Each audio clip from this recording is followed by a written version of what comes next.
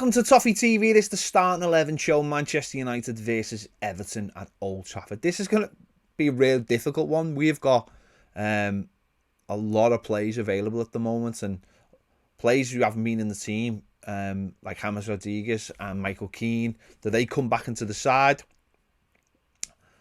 I don't know. That's the thing. I'm really not sure. The manager said that he is rotating, trying to stop injuries. And it's a really, really difficult one. I'm just putting an 11 out. I don't know whether this is the best 11 because I don't know the condition of the players. So, yeah, we'll see what happens. Robin Olsen starts as the goalkeeper. Obviously, Jordan Pickford is unavailable, but I'd still start Robin Olsen, especially after his performance against Leeds United the other night. His saves, some of them were saves you'd expect him to make, but he made them without any fuss.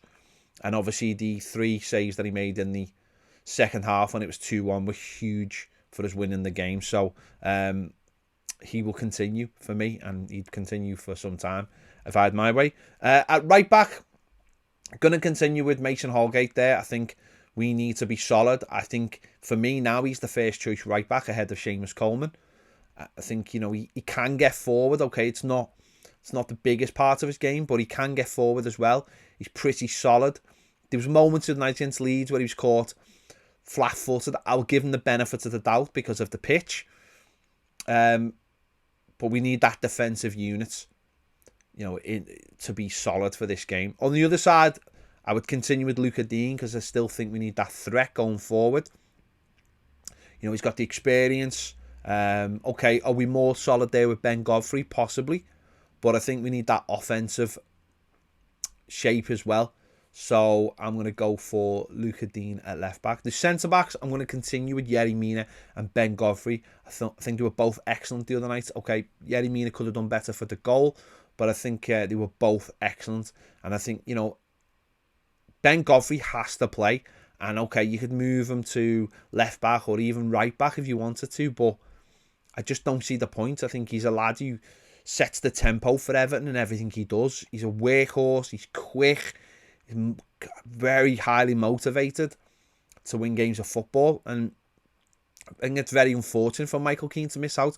Where what Yerry Mina brings you is, you know, when we played Man United at home in the league, I don't think we would have conceded those 2 goals if Yerry Mina had been in the side. They were both, you know, from crosses, and although one of them was a header and one was a cross that eventually found it in the back of the net, I think he would have dealt with both of them. I think that's why he's so important for this team.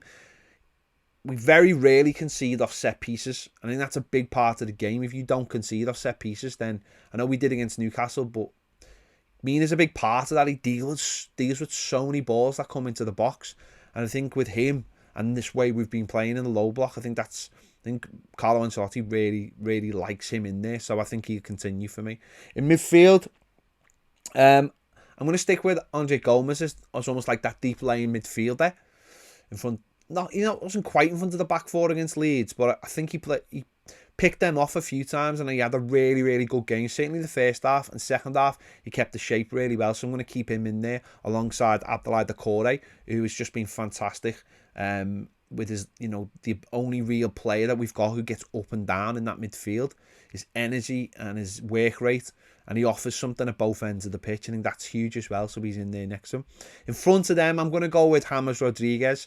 Gylfi Sigurdsson played well the other night, but I think I'd bring James Rodriguez back for this game in the centre, because I think it won't be as frantic, the game. You'll have had a rest between, obviously, you know, the rest in the week. I don't think the game will be as frantic. I think Man United are a team who like to play in the counter-attack.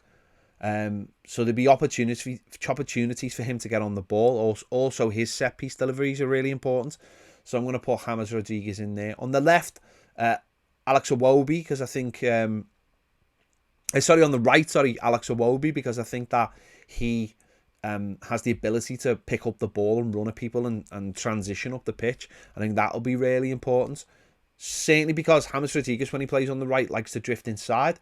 And with Mason Holgate playing right back, he's not going to go forward as much. So I think it's important that Alex Iwobi. And even if Mason Holgate does go forward and just becomes that decoy run rather than taking the ball off him, Alex Iwobi can then come inside, and that space created can help him move the ball. On the left-hand side, I'd stick with Charlison. I think we've seen signs of the night that hopefully, he's coming back to some form.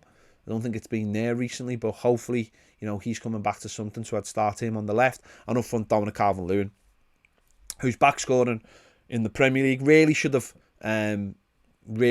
got a second the other night, and he does like scoring against Manchester United as well. So Dominic Calvert-Lewin up front for me. So, but listen, if Keane could easily come back, Ben Godfrey could easily start at left back. Tom Davies could even come into the side. The manager's got options now, and that's really important. So it'd be interesting to see what he goes with against Manchester United. We'll have to wait and see. So there you go. Let me know your thoughts in the comments. What your 11 is. This is just my idea of what an 11 can be, but we'll have to wait and see what the manager. Let me know your thoughts in the comments. What would be your starting 11? Don't forget, give this video a like, subscribe if you haven't already. If you want more great videos, join us on Patreon. See you later.